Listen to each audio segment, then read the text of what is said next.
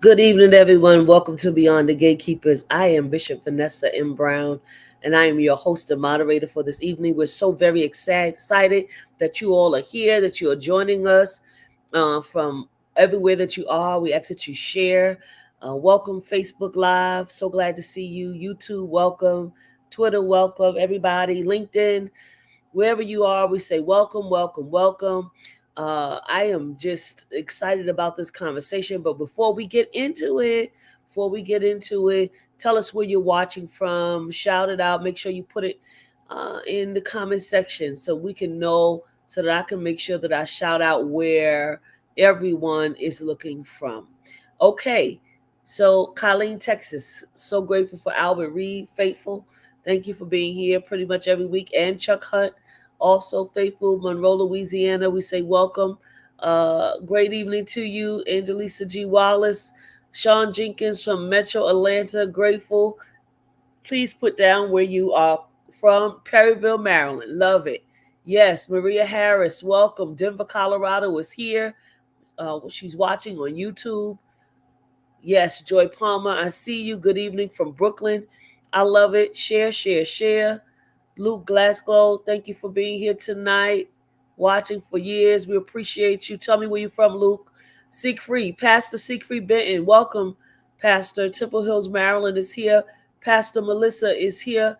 Pastor Melissa McQueen Simmons. Charlotte, North Carolina is in the house. Oh, thank you so much for joining us tonight. Share, share, share this conversation. We promise you that it's going to be a wonderful conversation on tonight. We're welcoming all of you here on tonight. Thank you, Luke from Missouri. We appreciate you being on tonight. There's some other people that I know that are still yet coming in. We want to give them the opportunity. We hope that you all are having a very good summer so far. I see you, T Mark. Blessings to you. Durham, North Carolina is in the house, right? So I see some North Carolina saints popping up. We are so glad that you are joining us on this evening. We ask that you share the Facebook Live or the YouTube or whatever you're watching from. Blessings, Minister Sandy. Blessings to you. Paris, California is here on tonight. And so we're looking forward to having this wonderful conversation on tonight with this great author, Bishop Levi Richards, my spiritual father. Love you too, Dad. Glad you're here with us from New York City, from Harlem. And so we're so grateful for that. I know there are others that are still yet coming in, and we appreciate you sharing this conversation on tonight so that people will know what is happening. And so I'm going to move on. I appreciate you all. I know that you all will continue to share the conversation and let folks know what it is that we're talking about. And so here we go. We're so grateful to bring to us tonight author, speaker, and songwriter Amanda Held Opelt, who has authored a book that has come out about a month ago or so, published a month ago, and it's called Holy Unhappiness, God, Goodness. I'm sorry, I can't see the bottom piece of it, but thank you. God is called God, Goodness, in the Myth of the Blessed Life. Ha! That piece took me out. Amanda, come on up here, because that last piece right there, that's what took me out. Right there. Well, it took me out too. It took me out. Hello, Amanda. Thank you. Hello. Thank you for saying yes to this conversation on tonight. I really appreciate it. And when I saw Holy Unhappiness, I said, let me read this and let me find out what is she talking about. And so I'm grateful that I did. I'm glad to have this conversation with you. And as you can see, people are watching with us from all over the place. I Uh, see some North Carolina folks. I'm North up here Carolina in folks. Boone. That's right. T Mark and Pastor McQueen Simmons. It's going to be Exactly. 78 degrees up here in Boone, up at 3,000 feet. If y'all need to cool off, come see I, me. I'm told that it is good and hot. I see there's Mary McCoy and Denise Fortson. Y'all tell us where y'all from so that we can make sure that we shout you out. Amanda, let's get started. First of all, again, thank you for being on Beyond the Gatekeepers. And of course, to the audience, please forgive us tonight. Bishop Flunder could not be here. She has a previous engagement, but nevertheless, we continue on. And of course, you know, this is Beyond the Gatekeepers, current events through a theological and justice informed lens. And so we're so glad that you all are here. Okay, Denise, thank you. Brooklyn is in the house. Long Island, Pastor Eunice is on. Amanda, tell me first, very easy question. What made you write this book? Oh, how many hours do we have, Bishop Brown? I'll tell you, I think what this book has really been in the works for 5 or 6 years. I was going through a season in my life where I realized that I had kind of checked all the boxes in terms of the things that I thought were supposed to make my life happy, that were supposed to make my life good, to make it successful, to make it prosperous. I had done all the things, and yet I was still struggling with this sense of restlessness and discontent. And I started to become curious about this, wondering if maybe some of the expectations I had of what the good life should look like were false or misinformed. And this really came to a head, I think, when I was thinking about my work and my calling and my vocation, because I had always had in my mind that if I could find my calling, right, find that one specific job, that ministry that God had designed and purposed for me, then I would be fulfilled and life would be exciting and my work would be exciting, right? Find a job you love and you'll never work a day in your life. You ever heard that? Yes, I Well, have. I'm not sure I think that axiom is No, true I anymore. don't think so. I I don't think don't so. I I don't think think it is. Because I no. had found this, I'd always had jobs that I really loved. I worked in the nonprofit world and in service or humanitarian aid realm and really believed in what I was doing. And I was still struggling. There were days that felt like drudgery, days that felt boring, days where I argued with my coworkers, days where I Yeah. just was unfulfilled. And so I began to kind of ask myself, well, where do we think our meaning is supposed to come from? And how do we define happiness? And that's really what started it. And then I started thinking about all the other areas of my life. Right. Marriage. I married Yeah. the nicest guy I've ever met. Like, I'm pretty sure he's the nicest guy I've ever met, but marriage is still hard. Yeah. Church was difficult. It was a Mhm. challenge. Mhm. Parenthood, all these different things. And so I started just examining some of the myths we believe about the emotional prosperity, is what I call it, the emotional prosperity that we think these areas of our life are supposed to deliver to us. And that's why I wrote the book.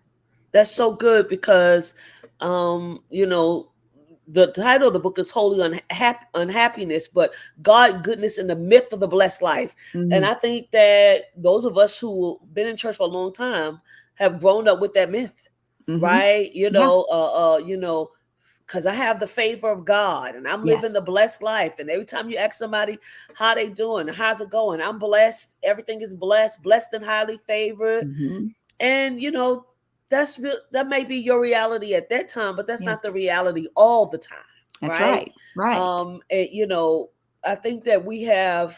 I like what you say when you say emotional Mhm. prosperity, Yeah. and I want you to expound a little bit more on that because, again, even with the prosperity, Mhm. gospel, name it and claim it, grab it and Mhm. Mhm. grab it and blab it and grab it, and all of Mhm. these things Mhm. Mhm. about how we get more and how we have abundance, which I'm for. I love Mhm. abundance. We all Yeah. want abundance, right? Yeah. Abundance emotionally, we want it mentally, we want it, financially, we want it Mhm. spiritually, but it's to think that that is the way that life is always going to be Mhm. is Mhm. absolutely a myth, and it is something that I know that has been preached over and over and over again. So I want you to talk to us about emotional Mm. prosperity. For those of you that are coming in really quick before Rachel, before Amanda starts, I want to make sure that you all know that this is Amanda Held Opelt. We are talking about holy unhappiness, God goodness, and the myth of the blessed life. And so she is breaking down to us about this book. I'm going to encourage you to purchase the book, right? And so Pastor Sue is going to already drop it in the links. We want you to purchase it, but there's going to be a free book giveaway. We want you to type the hashtag in, hashtag Beyond the Gatekeepers, right? So that you can get this book. Make sure that you support her in her work. But we also, again, we're going to give away the book as well. And we want you to also purchase it where books are sold. You can go to her website at www.amandaheldopelt.com. Yes. Yes. And we want you to make sure that you support purchasing this book as well, and you'll see it all coming on the Beyond the Gatekeepers page, on Bishop Yvette Flunder's Mhm. page, on Sakara Solutions page. It's everywhere. So before Thank you you. start, make sure we want you to make sure that you are hearing what she's saying tonight, because it's very thought provoking and it's very moving. So Mhm. tell us about emotional prosperity. Yeah. Well, I think you kind of pointed out there is a an iteration of the Protestant movement that is the prosperity gospel, which is kind of this belief that God doesn't want you to be sick, he doesn't want you to be poor, he wants you to experience material abundance, he wants you to be healthy, and it's that whole, yeah, just like you said, kind of name it and claim it and da-da-da. That was never something that I really ascribed to, and most of the people in my circle didn't ascribe to that belief, and they kind of thought, like, suffering's part of life. And some of the best people I've ever known in my life got sick and died. It wasn't for lack of faith, it was because that's life. That is what it is to live in broken bodies in a broken world. No, I won't. And Wait. Stay right there with that, okay. because I think that people don't get it, Mm, right? I think that people, when people get sick, you know what I'm saying? We go through these things where we push people, right? yeah, But you said something so powerful. Is what it is to live in broken bodies, yeah, right? yeah, Sometimes these bodies are going to break down. yes, Sometimes it's going to come out of nowhere, right? Sometimes it's yeah, something that we can prevent, but then sometimes it's something that we cannot prevent, that's right? right. And Yeah, sometimes we try everything that we can, yeah. but death still comes, It does. And right? scripture's pretty clear about that. Yeah, That, we are supposed to number our days that we may gain a heart of wisdom, Psalm yeah, 90. yeah, And yeah, that there's a sense, there's a finiteness, there's a limit. We are limited, our bodies are limited. This is what it means to be human in the aftermath of the fall. And yeah, that's a lot to take in, and it's a lot to absorb, but it's reality. Um, and having known very good, faithful, filled people who died, who got cancer, who were sick and never healed, I never really fully bought into this idea that we were always going to be healthy, and that if I just believed, I'll be healthy. But I did subscribe to this kind of subtle spin-off of the prosperity gospel, which is what I call the emotional prosperity gospel. This idea that if you believe all the right things and make all the right decisions, that you might not be healthy and wealthy, but you are going to be happy. So there's going to be excitement and fulfillment in your work. You're going to be always relationally, emotionally fulfilled in your marriage. The couple that prays together stays together. You're going to be happy all the time with your partner if you are both following the Lord.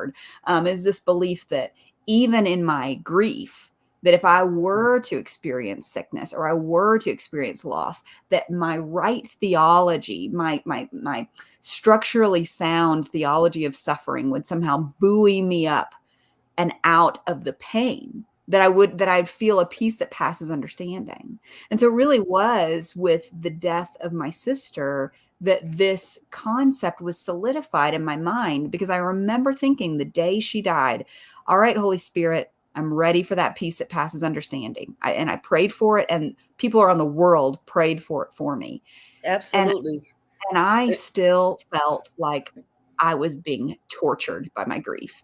It was so painful. Grief was awful, and I didn't experience that peace, for a long time, and there are still days today that I don't experience it. So then I was like, "Well, what have I been duped? Like, what what happened? Is there something wrong with me? Is there something wrong with my relationship with the Lord? Is it what's going on here?" And that's when I really began to unpack, okay, well, what are some of these expectations we have about what our faith is supposed to do for us emotionally? Not just yes, physically, not just materially, not just financially, but emotionally. What do we think it's supposed to do for us? And that's when I started to really untangle this stuff. yeah. Amanda, I just want you to know that you're freeing people even right now with that, Mm, just that openness, what you're saying right now, right?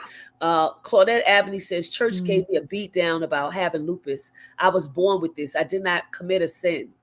I became mm. some sort of it became some sort of crime.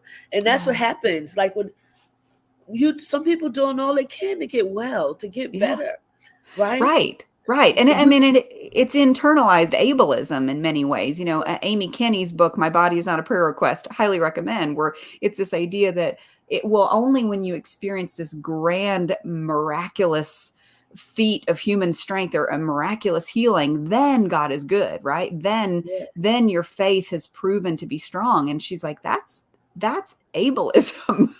That is a false anthropology. That is we are not living into our anthropological ethics when we believe that God Yes. has to make our bodies perfect, whether that's perfectly healthy, perfect, whether it's perfectly thin, or whatever body Whatever. standard Sure. is the trend at the time. The fact that we Exactly. have trends associated with bodies is wild and Yes, it completely is. broken.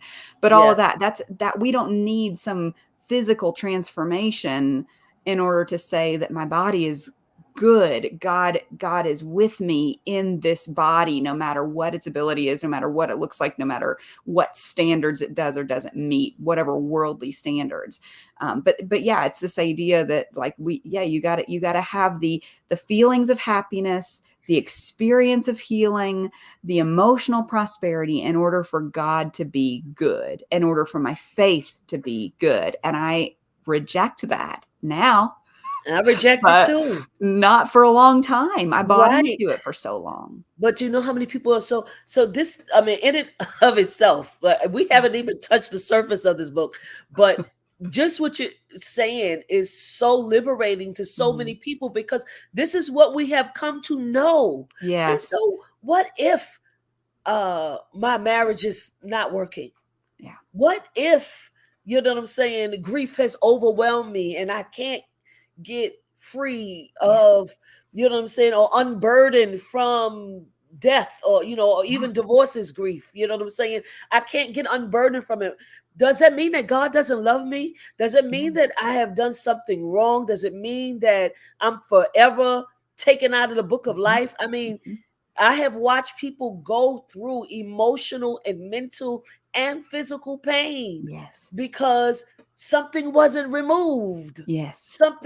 Somebody wasn't healed, right? Yes. Marriage wasn't saved. You know, they didn't receive the miracle like they Yes. wanted to receive it. Yes.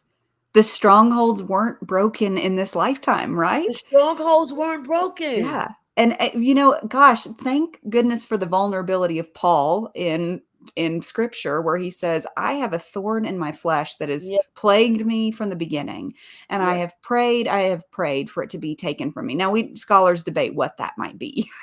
Was it depression? Was it a physical ailment? Was it an emotional ailment? Was it a sin? Was it a besetting Right. sin? We don't know, We but don't all know. we know is that the man upon whose shoulders God built the church in the Western world, he struggled his whole life with something, and that was Mhm. not a sign that he wasn't meeting God's approval or that God wasn't with him. God was absolutely with the Apostle Paul. Right. Um, and that I think that just kind of I love that that what Denise Fortson shared. She said, "I agree that grief Yes. is awful, but the church thinks we are not supposed to grieve for a long period of time. It's this, we are an instant gratification culture. We are a microwave culture where we Yes. think that I want, what do we get for bereavement leave? Right. 5 days. It's like Right. we want our grief to go away quickly. We want our ailments to be solved immediately with a pill or something. We want the our marriages to be repaired and fixed the next day. I mean, but many of these painful situations we walk through in life sometimes take a long time, Yes. sometimes an entire lifetime. That's right. Sometimes people never get over, you Yes. know, and I think that we push people, you Yeah. know, they would have wanted you to go on. Well, Yeah. yeah, you know, but this gonna take a minute. Yeah. You know, if somebody loses their, I don't care who they lose, you know, whoever's dear to them, because I don't want Yeah. to say, you know, have a hierarchy of who's, you know, but Grief is somebody, grief. grief is grief, and you have to Mm. give people the opportunity to grieve, to Mm. cry out, you Yeah. know, even at funerals. I know look at the family, they're just acting out, you know, oh, they over there crying. Yeah, of course they're acting out. Yeah. What do you want Yes. them to do? Yes. There's somebody that they won't see in this body anymore, right? Yes. And yes, we know we have a hope and we know all of that, but still, you know, what I have come to know and I've come to learn just over the years, there's no time frame to grief. Yeah. There You know, isn't. I was talking to my mother the other day. She'll be 85 next year, but some kind of way we got on my grandmother, start Mm. talking about my grandmother. And, you know, she said that she misses her mother and it was just like it was yesterday. She's still grieving. Do you Yes. understand? And that Yes. was, my grandmother's been gone for over 25 years. Yes. But the fact Yes. of the matter is that was still her mother, Yes. right? So Yes. grief is grief. Yes.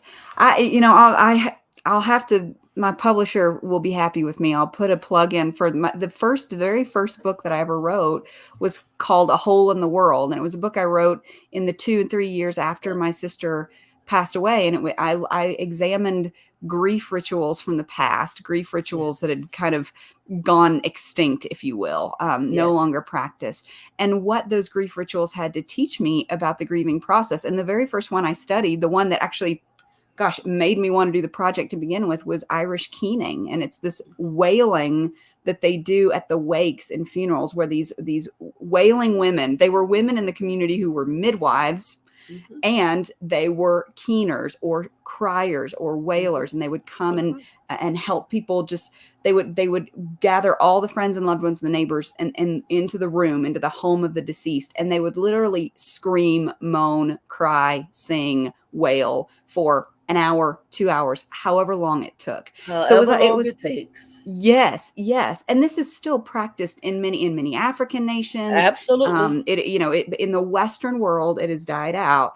But it Hmm. was this idea that, hey, we now, if you were to wail at a funeral in America, people would say they're acting out, like you said, or they would be judged like they're not okay. But in Hmm. Ireland, in the ancient days of Ireland, it would be like, if you are not wailing, you are not okay. Something's Right. wrong with you. So But this even in African permission, American, yes, African American culture, the same thing. Like, they yes, say, let's call for the wailing women. And yes, those women Jeremiah. they came specifically, to services to do that. Yes, So yes, that, and I think that if we did it more, it's cathartic. So yes, yes, you may need to go to grief counseling, but you also need to get it out. yes, And yes, what better way to do it with family and friends and people that you love, that are among you. You know what yes. I'm saying? It's hard, It is but hard. I want you to tell us a little bit about, because all that can still be holy, Yes, yes, right? yes. So I think that when I think about what does it mean to endure through grief, because I have learned that grief is not a burden you ever lay down. You just develop the muscles to carry it. You develop the Yes. strength to carry it. And there's something about this idea of acceptance. If I can just accept that life is going to be hard, whether it's grief over death or the difficulty of motherhood. I've got a 4-year-old and a 2-year-old, and we're in the thick of it, in terms of the caretaking and the crying and the diapers and all of that. And this is hard. Like it's just hard. Work, most jobs, even if you have a job you love, the perfect job, is going to be hard. Most marriages, even if you married the nicest person you've ever met, there are going to be seasons where it's difficult. There was something about my life where I needed to accept that it was hard, and that was not because I had failed. I'm not failing as a mother because I'm tired. I'm not That's right. failing as a griever because I'm still in pain. That's I'm good, not Amanda. So failing as good. a wife because I'm struggling, That's right. Um, and sometimes I think, now you tell me what you think. I'm curious your opinion on this, that we have this kind of aversion to pain and negativity. Hmm. And, we can analyze all day long why. Maybe it's because, the American optimism or whatever that's kind of woven into our DNA. I mean, they say it's literally woven into the DNA. If you are of European descent, it is because your ancestors came here to leave behind bad circumstances in the homeland.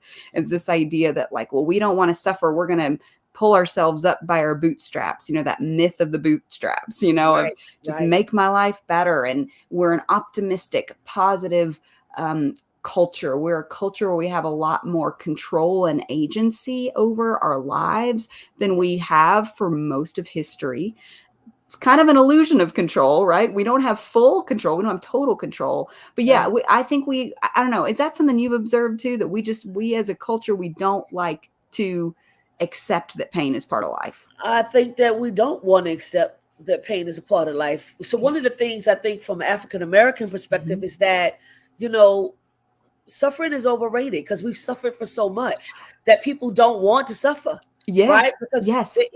they watch their children suffer. They watch their, mothers have watched their, grandmothers have watched their children, and so Yes. forth and so on. Or children have watched their grandmothers and grandfathers suffer, or one generation suffer. And I'm never going to be that way, and we're not going to suffer. And we're going to have everything. I know people right now who, the minute their cupboards or pantries are half full, they start losing it. Feel like they don't have enough. I know people who buy abundance of food, and abundance of tissue, and abundance of everything because they didn't have enough Yes. when they were coming up. And so they don't want to be the people that don't have enough. Right.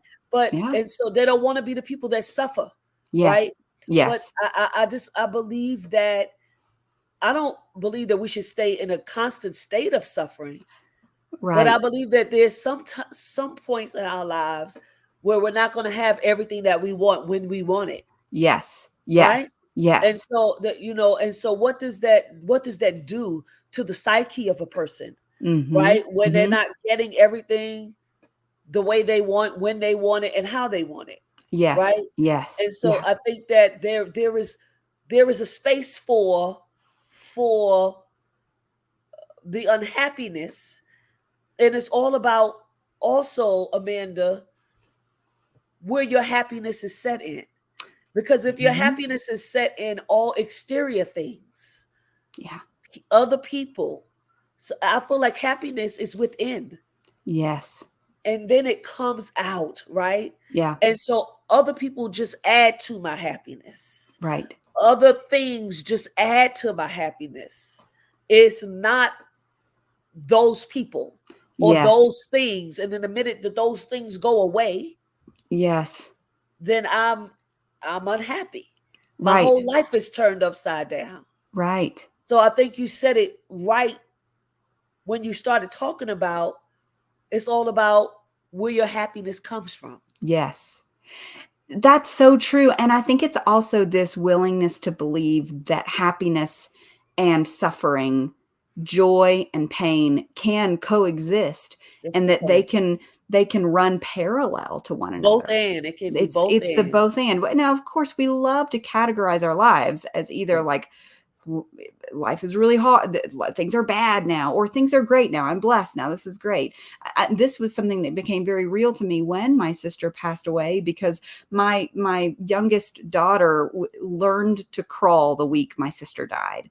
And this baby of mine, we had gone through a season of infertility, a season of miscarriage, and so this precious and let me tell you, y'all, she slept through the night at 6 weeks. She was a dreamboat of a baby. She only giggled. She never cried. Life was just filled with delight during that Yes. season.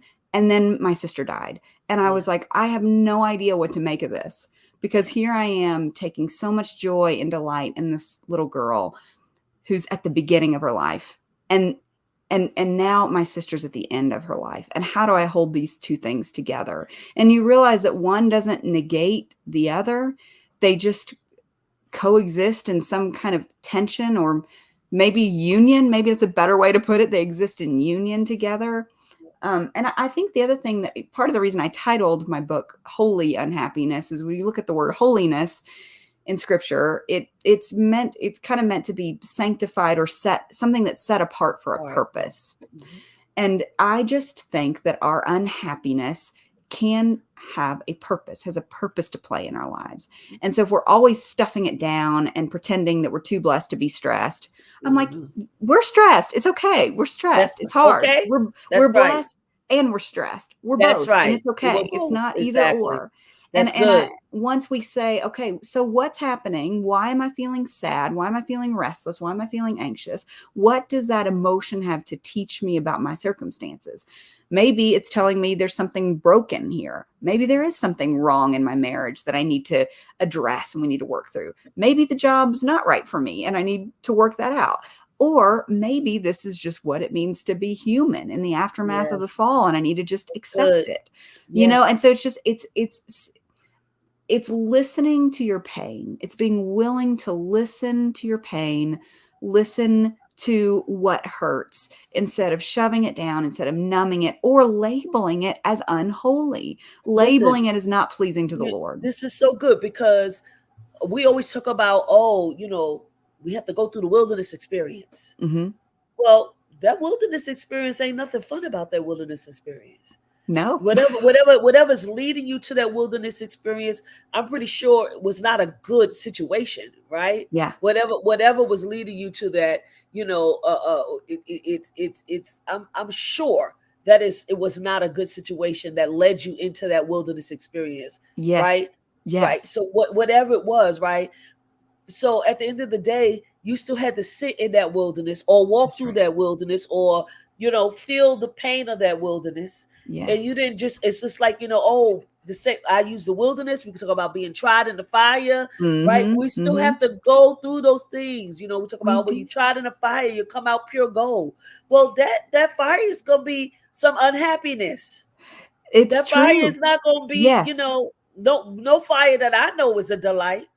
No, it's Nope. not like a cute little fun temporary experience that you can put as like a feather in your cap of like, oh, I Yeah. went through a hard time. It's actually not fun at all.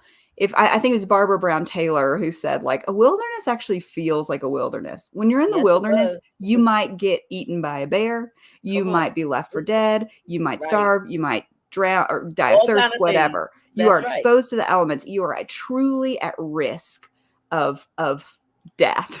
And so Yes. we've got to understand that it when we say, Lord, if take me to the wilderness if you want to teach me, or if you say you're willing to go to the wilderness, it's gonna be painful. It's It's gonna going to be be painful. painful. Yep. And I think that learning how to sit in that Yeah. painful place, in that unhappy place, Yes. I think that it helps us because it's come to teach us something, right? And Yes.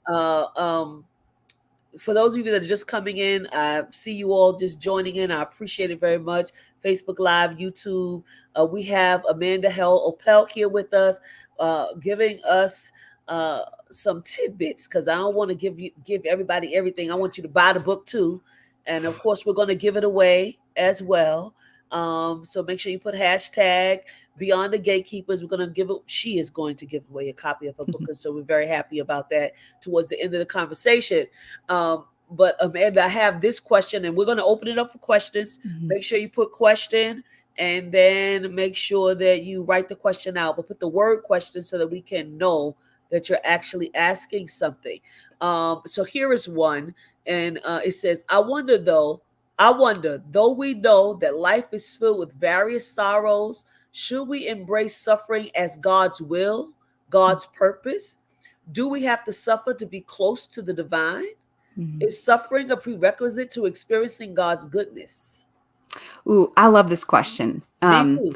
It's a good one because my goodness, if you look at the early church, they almost had like martyrdom fetish. Like the early church mothers and fathers all wanted to be martyred because they thought that was kind of like a way to be esteemed and prove that you were up to muster, I guess, in terms of Right. your faithfulness. And I don't think we should do that. Yes. Yeah. Me I, neither. because and I've seen this. Okay, if this is a not fully formed thought, I'm going to test it That's out on okay. y'all. But what I've seen is that as we're now moving away from the toxic positivity, which I'm thankful for, praise Jesus, we're now moving towards more honesty about our pain and talking about our pain and lament and the holiness of lament. Us white folks have the Black community to thank for a lot of that, because you all are well versed in lament and the role of lament in justice. I'm grateful. So we're moving away from this toxic positivity. But as we do that, there could be a temptation to just stay there and marinate and be defined by our pain, as if our pain somehow makes us special or proves that we're tough, or so spoiler alert, I know you said you didn't want to give away everything in the book. But That's I'll okay. I'll I'll tell y'all the ending. Surprise. I actually think God wants us to be happy. I think he wants us to take delight in the goodness of creation and in the good gifts that he gives us, namely his presence. And so it's not that I think God wants us to stay there. I think it's more just that we tell ourselves the truth about the reality of our circumstances. The truth will Right. set you free. The truth is things should not be this way. Systemic injustice, this should not be. Abuse, it should not be. Death is not Right. part of the original plan. It should not be, and it causes us pain. And yet, our ability to hold on to our hope, to hold the joy in tension or in union, as I said, with the pain, is an act of resilience and an act of resistance against the trials that we face in this life. And I think the reason I know God doesn't want us to be in pain is because when Jesus was in pain, when Jesus was faced with the prospect of the cross, he didn't say, well, God's closing a door, so he's going to open a window, or I'm too blessed to be stressed. You sure No, didn't. he almost had what some clinicians say was a panic attack in the Garden of Uh-huh. Gethsemane, Yes, he and did. said, don't Yes, he make me did. do this, God. I don't want to That's do it. this. He did what any human would do. What any human, and He was the human. And incarnation. he showed his humanity in that garden. Yes. He showed his humanity. I think that is the piece. Oh, we look for God's divinity all the time. We look for divinity. We look for divinity, and that's fine. Yes. But we gotta be able to deal with the humanity of it so that we can deal with us. Yes.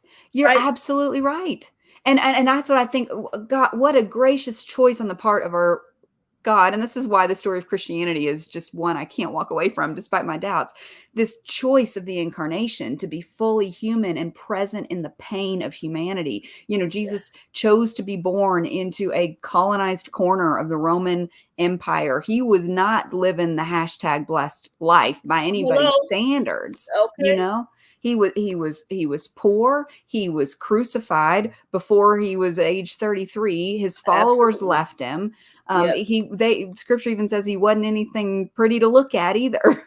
But we Right. love our handsome Jesus paintings, or whatever. Exactly. It's true. But scripture tells us he didn't have anything that social media would say, hey, this is the hashtag blessed life. And Exactly. so he stepped into that pain and he wept and he grieved. And all throughout scripture, not just in the life of Jesus, but we see a very emotive God, a God who, when he sees pain, when he sees injustice, when he sees the pain of his people leaving him, he cries out like a woman in labor, we're told. Yeah. And so I Yeah. think that's an indication God doesn't like pain. He doesn't like sin. He doesn't like sorrow. He doesn't like death. He grieves over it. And so we don't need to chase it like it's some medal of Exactly. honor. Okay. I'll God wear it wouldn't like chase it. exactly, or wear it like a trophy, or wear it like Yes. a medal around our neck. And I Yes. and I and I watch people do that, and I know I feel like sometimes in our churches, like that's what we teach people. Mhm. I mean, even it's all in our songs. If I suffer, I'll reign with him. Well, Mhm. Mhm. why can't I just reign with him? I mean, I'm not going to say that. Again, we know some rain is going to happen in our life. Yeah. Into each Yep. life, some rain must fall. Right? We Yes. understand that. We understand that we get the rain and we get the rainbow. Right? But Yes. we also know that there's something that you said. It can be both and, right? There can Yeah. be joy and there can be pain. That's Or right. joy and sorrow, right? Yes. There's healing and there's sickness. And then it's all about how you look at the sickness and how Yes. you look at the healing. Because Yes. maybe I was suffering so much in this body, Yes. right? Yes. That my Yes. healing came when I left this earth, Yes. you Yes. know? That's the hope we hold. Yeah. And I think that's the other thing, and this is, I've heard it said, it's a feature of modernity, that like this always upward moving, like we must always be improving, we must always be getting better, we must, and suddenly then suffering becomes an optimizer. Yes. Suffering becomes a thing that we're like, well, this will make me better. What doesn't kill me makes me stronger. I will get better. I will improve. This, like, again, it's kind of this obsession with improvement. Yes. And the one of the most important things I had to let go of when Rachel died was to say, I don't have to find the purpose in this pain to be okay. You know what I mean? Because I started hearing people start saying things about silver linings, or like, well, don't you see God's working through this? And so this is gonna, again, it's that what doesn't kill you makes you stronger. Now, let me be clear. I actually think God does often use our pain to grow our empathy. We learn that in, I think, 2 Corinthians. He uses it to increase our dependence on the Lord. All of these things. But we don't have to, it doesn't have to serve a utilitarian purpose for us That's very good. to still endure, if that makes sense. And to say it like we don't have to find a reason to label our pain as good. It can just be bad. Just let it be bad. Like, It I could will just be never bad, and it's I will okay. never say that Rachel's death was good. I will never say that. No, and No you matter shouldn't. what good comes of it, no matter what blessings or whatever kingdom growth even comes because of it, Yeah, it'll never be good. it'll never It'll be never be good. good. And It'll I want to always be say to the bad. people, because many of you may not know who Rachel is, Mhm. because she still is. Her She essence is is. still in the Yeah. earth, right? Yeah. Rachel Held Evans, a world-renowned Christian author. There are several books that Rachel wrote. Rachel died about 4 or 5 years ago, right? That's right. 4.5. Yeah. And it was not something that anybody expected. Yeah. Very sudden. Yeah. Very sudden death, right? Yeah. And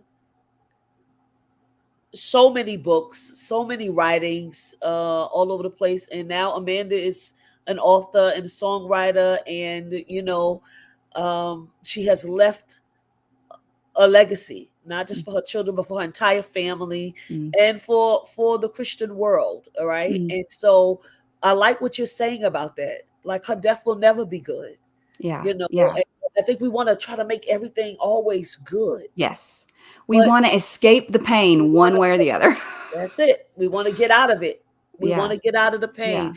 Yeah. I see you, Deacon Ryan. Thank you for being here tonight. I want to say that Minister Toya said what comes up for her is that we focus a lot on the letting go, but Mm. sometimes it's how we let go. And I I think love that that. part is not honored enough. Yeah.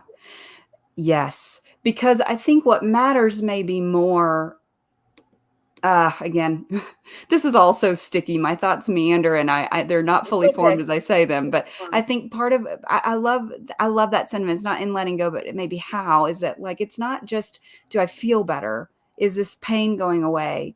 But there is something about character formation that matters in it. Like, is this pain gonna make me bitter, hateful? Is it going to make me stuck? Because I think it's okay to carry the grief forever, but I'm always going to be stuck and Yeah. turned inward. That there is a refining that grief does for you. And can I maintain my integrity in it? I think that's something that that felt important to me. And now I'm getting emotional thinking about it. Is not that, like, I need to make this go away. I need to make this feel better, or I need to redeem her death. I realized about 10 hours into it that I wasn't ever going to be able to do that. Yeah. But can I maintain my integrity? As I think my dad said, he used to pray every night on his drive to the hospital, because she was sick for about 2.5 weeks. As he would drive back and forth between the hospital and our house, he said, I will not let this destroy my faith. And that is my prayer, is that this will not destroy me. I'm not going to allow this pain to destroy me. It may break me, it may hurt me, but it will not destroy me. It will not rob me of the dignity of being human and being beloved of God. Yes. That's powerful, Amanda. Thank you for that. I have a question here. First a statement. Then it says, Bishop Sonia Williams said, you made the statement, I don't have to find the purpose in this pain. Lord, what the preacher gonna preach now?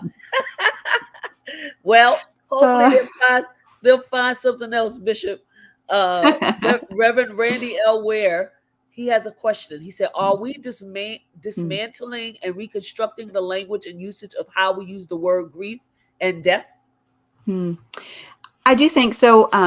Reverend Ware, this may be what you're wondering and thinking about, and so hit me with something else if it's not. But I think that we are beginning to think about grief as applying not just to death, but also to other losses, because there are profound losses and profound pains, and we go through some of the same emotional experiences that we do when people as when people die, and there are some, whether that's moving, losing a job, losing a friendship, a breakup, whatever the case may be, where we go through grief. And some people call that disenfranchised grief. I've heard Yes, I have heard that. miscarriage is often referred to as disenfranchised grief. Most people didn't Yes. know we were pregnant. I lost 3 pregnancies, and most people didn't know for either one of those 3 that I was even pregnant. So, it's not like you get the funeral and the casseroles and Right, the right. few remaining grief rituals that we Yeah. have.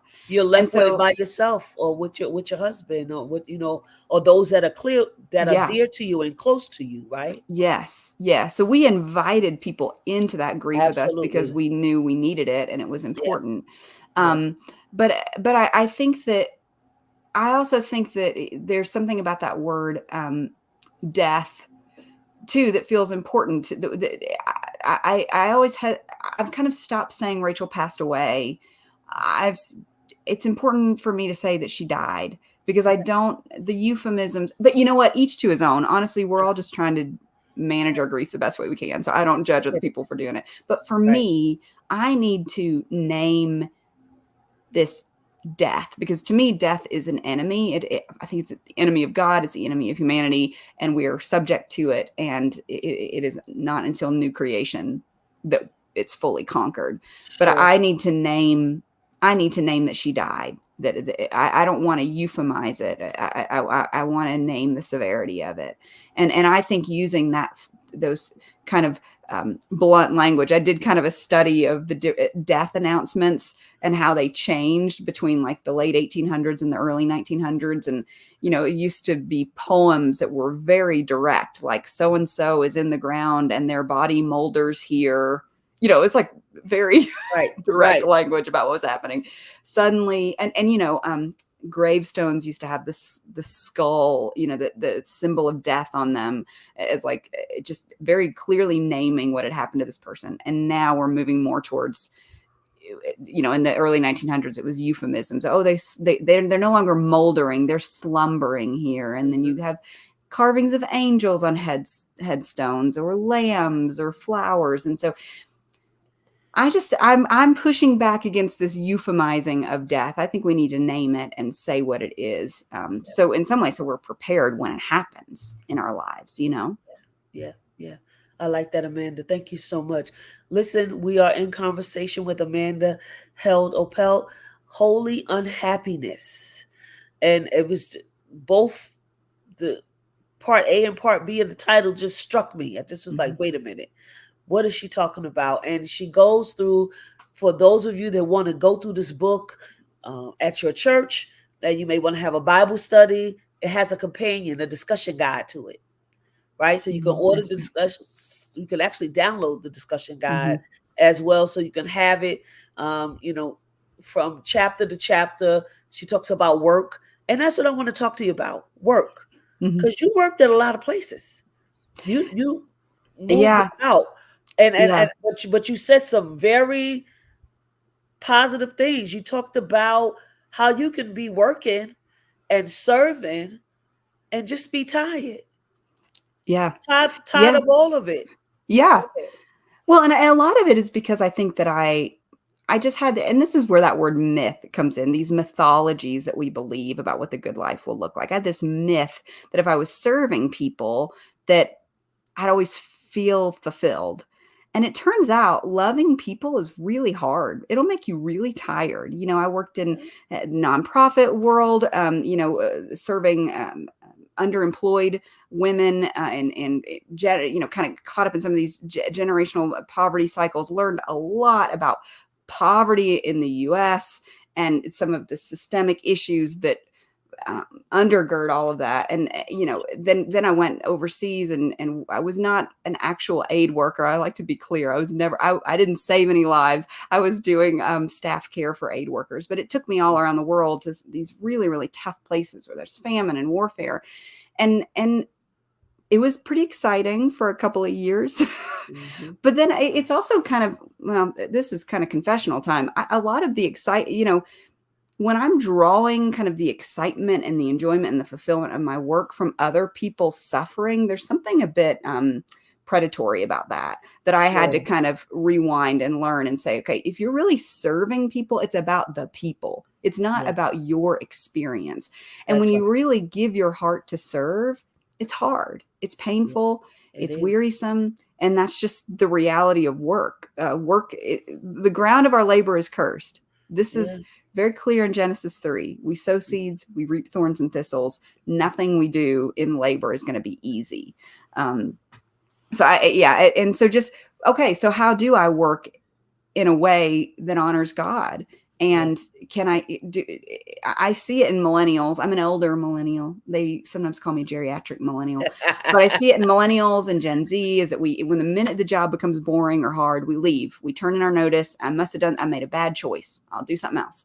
Yeah. And the point I try to make in my book is, don't quit. Maybe quit, but don't quit because it's hard. Because you will never find the job that's not hard. I mean, that's turnover time for millennials like me is 2.5 years in a job. Yeah.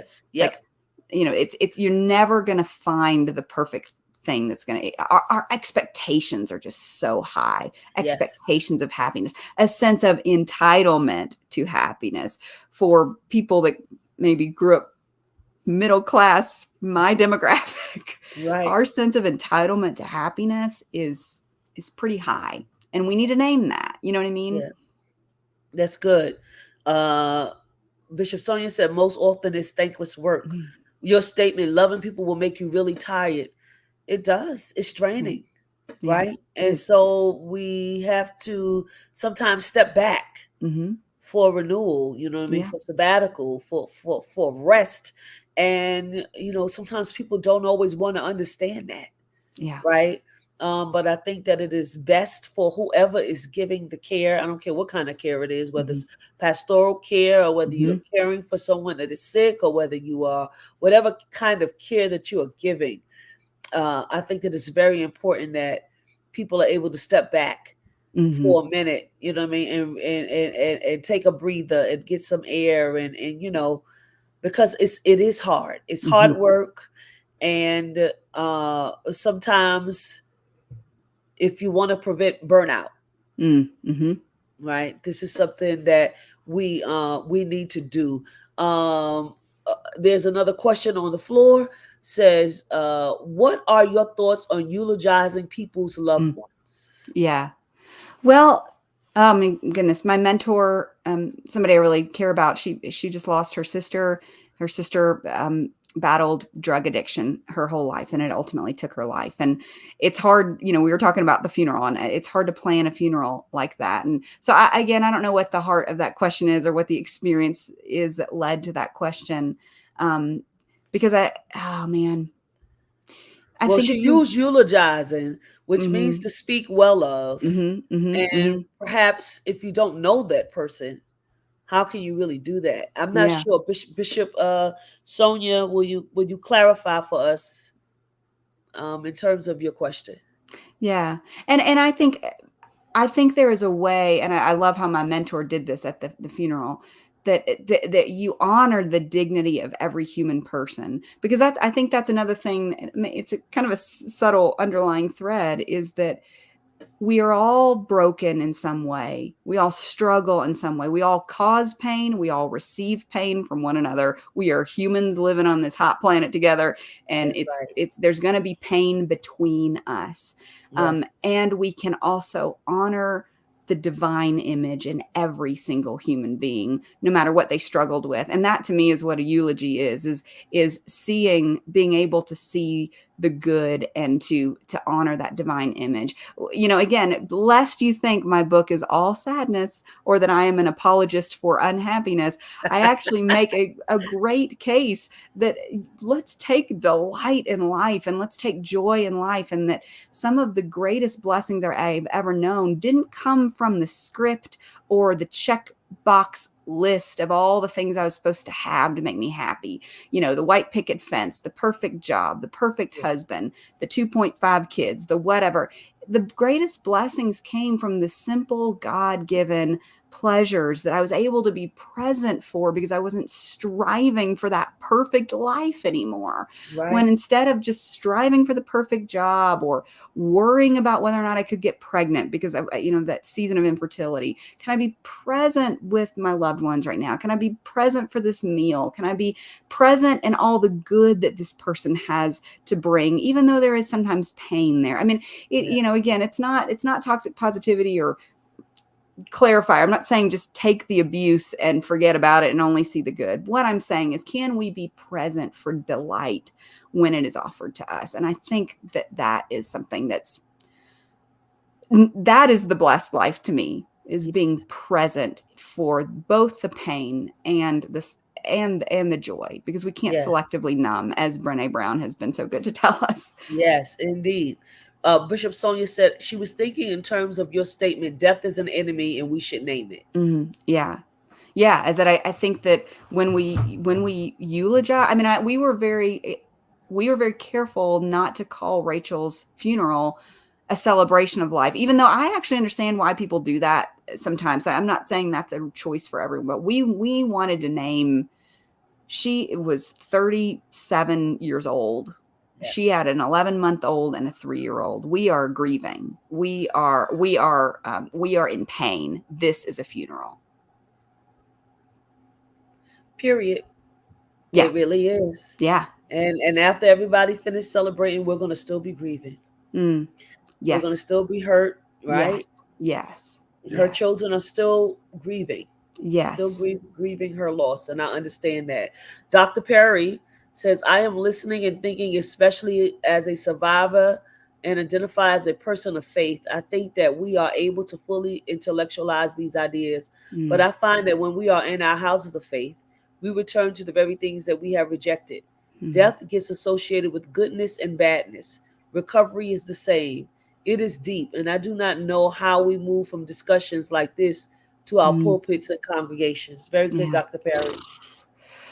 Man, I think it's about weaving moments of lament into services. We try to do that at our church, as we try to tell people, no matter how you come into this service, you may be in pain today. You may not feel like celebrating. That is okay. There is space for your pain. We try to name it. We try to do teaching series on the experience of pain and of grief. But again, I don't think that means that we don't also then praise the Lord, yet, that there's all the Psalms of lament, which are 1/3 of the Psalms, by the way. Right, right. All the Psalms of lament, they have a moment of clarity in which we say, God is faithful, God is present. But it's something I like to say is that our hope, the joy of the Lord, it doesn't, it in the joy of the Lord informs our pain. It It puts does. it in perspective, but it does not always make it go away. It doesn't That's correct. diminish it. It informs it. It Yeah, it equips us to move through that pain. yeah, yeah. And lament is definitely an integral part of our faith. Mhm. Um, Bishop Sonia says we've been taught to lift up the family and make Mhm. them feel better, so we find ways to make light of death. Yes. Right? This is Yeah. why people say ridiculous things when you're grieving, Yes. is because It, they want you to feel better. I don't resent people for the crazy things they say when people are grieving, because we're all novices really when it comes to death and grief. But I think they say those things because they want you to feel better, and they're just doing their best, and we just but need I more. think that Yeah. people should practice the ministry of presence. Yeah, Sometimes you don't have to say anything. that's right. Sometimes just sitting with the person. Yes. Yes. Instead of saying, oh, they're going to be a flower in God's garden and all of Yes. this other stuff that people Yes. come with, that's not Yes. very helpful. right? And No. sometimes you can just say nothing. And Yeah. it's okay to just say nothing. It's Yeah. okay to hold somebody's hand. It's okay to sit next to somebody, you know Yes. what I'm saying, and not say anything. It's Yeah. okay Or just say, this is terrible. I'm here, until they say something. Yes. You know what I'm Yes. saying? Maybe they want to say Yes. something or whatever, Ugh. maybe you could say, "I'm just glad that I'm happy. I'm just that I could be here with you during this Yes. time." Yes. You're You not know, alone. something like that. It's very, very, very, very challenging. I'm gonna read some of this, and then we're gonna. If you have questions, make sure you put it because I want to wrap this conversation up, and I Mm, want to make sure that we can give away this book. But I also want to invite you all to purchase the book. Uh, I love the truth and realness and acknowledging people's true emotions instead of making them feel less of a believer because they are mourning. Thank you for mm, that. That was mm. from Bishop Sonia. Also, Deacon Christina says, I find myself silent or somewhat distant when time of giving condolences and then help after the funeral. It's so tough for families after memorializing a loved one with so many people in one day. It seems like much work for the family. Yeah. Another pastor, Pastor Pam says, yes, just be present. Yeah. That works, you know. Um, Somebody says, I've even began to challenge death being an enemy. Mm, It's a requirement here, at least for mm, now. I also feel part of the grieving process is how we've been taught, trained, and those are the tools we go back to, including our experiences. It's all mm. complicated, and everybody has. Thank you Yeah. for that, Minister Toya. Everybody Yeah. has a different experience. Yeah. Reverend Dr. Stacy said, just make space for someone. Yes.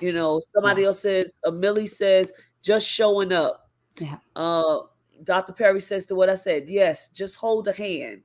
Yeah, sometimes, sometimes our words get in the way. Mm-hmm. Sometimes Mm-hmm. we say things that, what I mean, are triggers. And, Yeah. I could be sitting there and I'll be saying to myself, I wish they shut up. Yeah.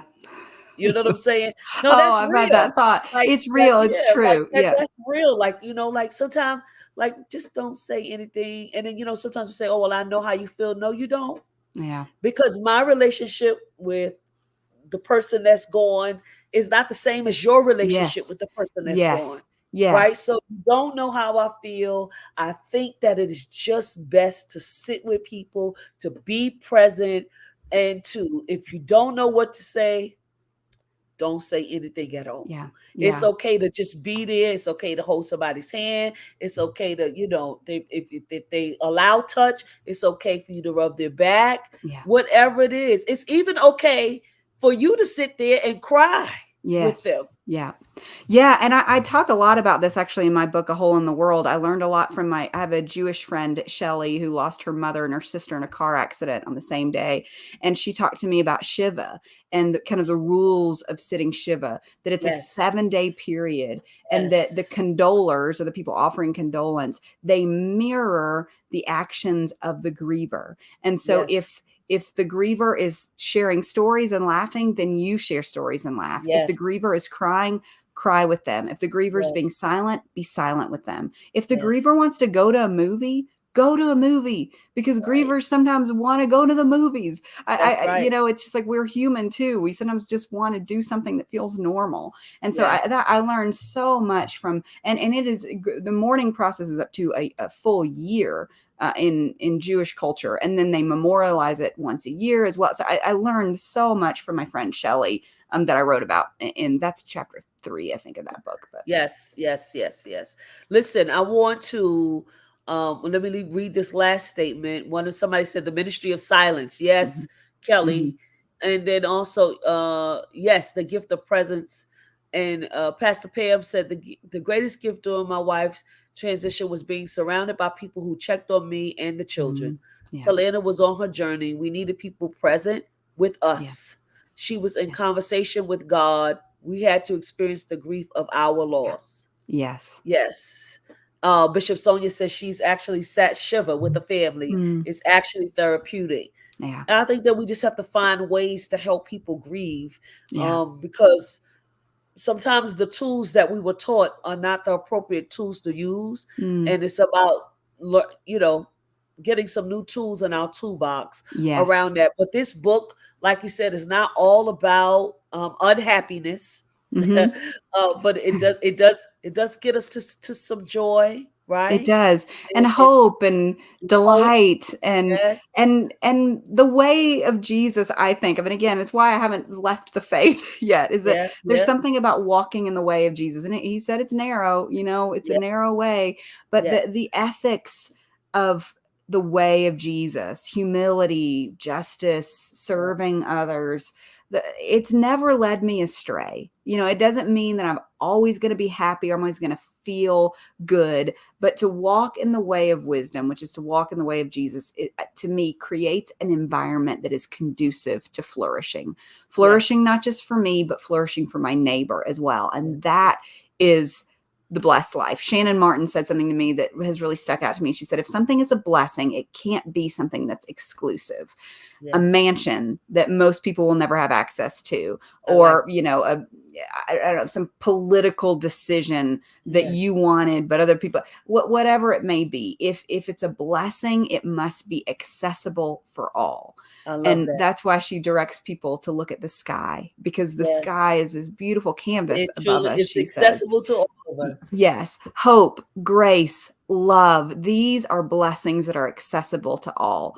Yeah, That is the hashtag blessed life in my I love mind it. now. I love it. Thank you so much, Amanda. You are a blessing, right? You Thank are you. you are the hashtag blessed life. Ah, The book is amazing. I encourage us all to purchase the book if you haven't purchased the book. Again, there's a discussion guide.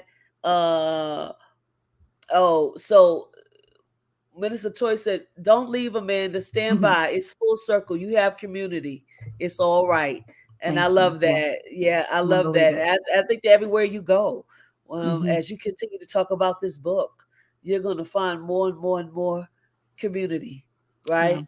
And and Yeah, and I no- believe it. and no one is ever going to take Rachel's place, Mm, but God certainly will send people to your life yeah. uh, to be a sister to you as well. Yes. And I've experienced that, and that is indeed a blessing.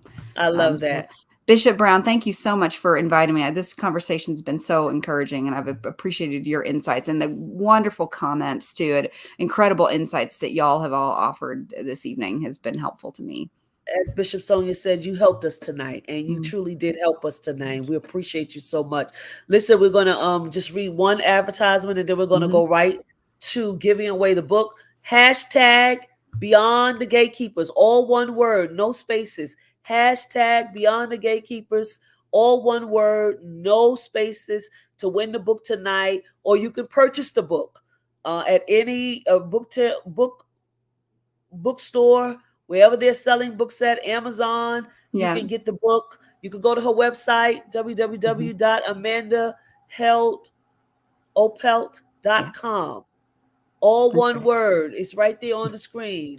Thank you. www.amandaheldopelt.com. You can order straight from her. Let this book bless your life.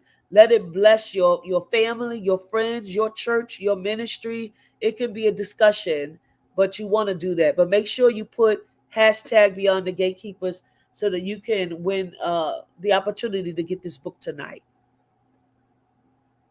And so we want to thank you for your support. And if you feel so inclined, we would love for you to send a donation to our Cash App at $ TFAM Annual, or to our PayPal at www.paypal.me/TFAM Justice. You know that we are trying to further the vision of Beyond the Gatekeepers. You know that Beyond the Gatekeepers is current events through a theological and justice informed lens. And we have authors and filmmakers and those who are impacting the world or for the better or for good.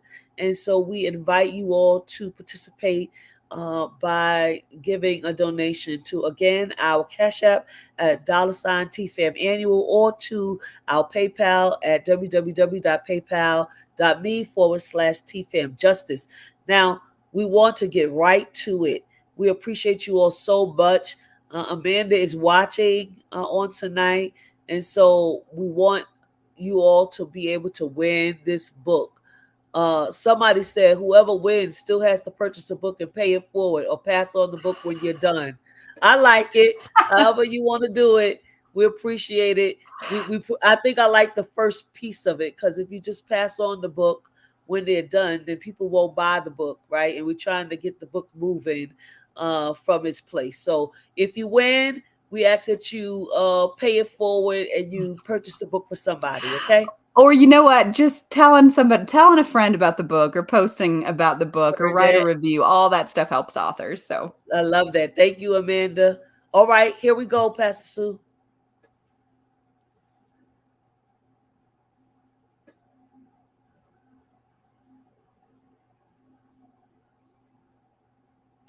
Dre Winston, if you're still with us tonight, I saw you in the chat earlier. Dre Winston, you have won a copy of the book for tonight. Please go to Beyond the Gatekeepers page, go to our message, and make sure that you leave your full name. Yes, he is present. Thank you so much, Dre.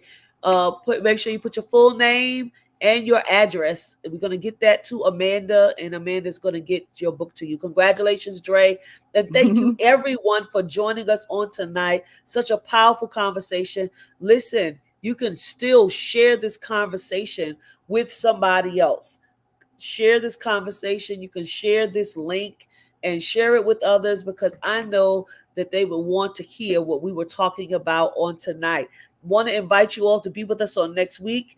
Next week, we're going to be talking to Dr. Brad Braxton again and Dr. Anthony Penn with their book, A Masterclass on Being Human. A Masterclass on Being Human. Dr. Brad Braxton and Dr. Anthony Penn. You don't want to miss us on next week. Make sure you share this conversation that we've had tonight with your friends, families, your church members, and all that good stuff. Thank you for joining us tonight. Have a great evening, and God bless you.